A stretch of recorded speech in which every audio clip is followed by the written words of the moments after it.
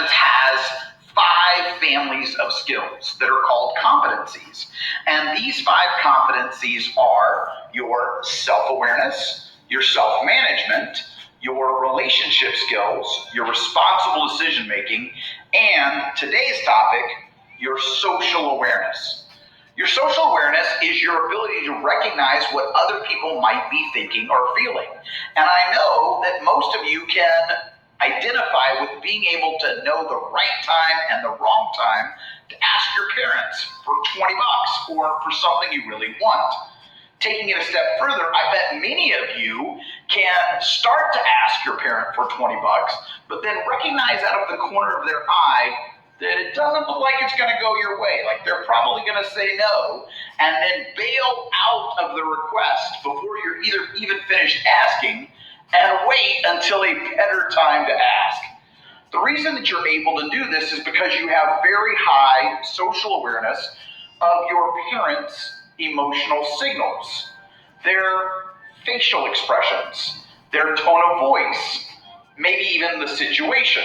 And because you're really clued in to these signals, you're able to pick the right time and the wrong time to ask. But just like there's a right time and a wrong time for your parent, there's a right time and a wrong time for everybody you meet. There's a right time and a wrong time to ask your friend for a favor. There's a right time and a wrong time to ask your teacher for extra credit or an extension. And as you get older, you're going to find that there's a right time and a wrong time to ask your boss for a day off or a raise. Being able to recognize other people's emotions can really help you navigate the world more effectively. And in addition to that, if you can recognize other people's emotion, you have a better chance of feeling empathy. Empathy is when I can feel a little bit of what someone else is feeling. And my ability to do that really helps me make meaningful and stronger connections, which also is really powerful. So your social awareness really pays off. But just like anything else, it's a skill that you have to practice. So in the activities that you're about to do, we want you to try your hand at being an emotional detective. We're going to show you a whole bunch of different pictures and images of different facial expressions. And all of these faces and these choices that you have to make come from one of the world's most expert emotional scientists. And not only has he spent his whole life working and studying emotions, but he's also consulted on movies and shows like the TV show Lie to Me and like the movie Inside Out. We want you to look carefully at each face and look for the clues that might give away the emotions. Look for the angle of the eyebrow. Look for the shape of the eye and the corner of the eye. Look at the shape of their mouth and maybe even the crinkle in their nose and the wrinkle in their forehead.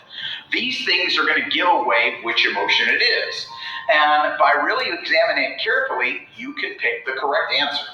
This is harder than you think. It might be pretty easy to tell the difference between angry and sad, but telling the difference between nervous and afraid and terrified could really be a challenge, because this takes emotional granularity in self-awareness, in social awareness. So basically, I'm able to distinguish close emotions in other people.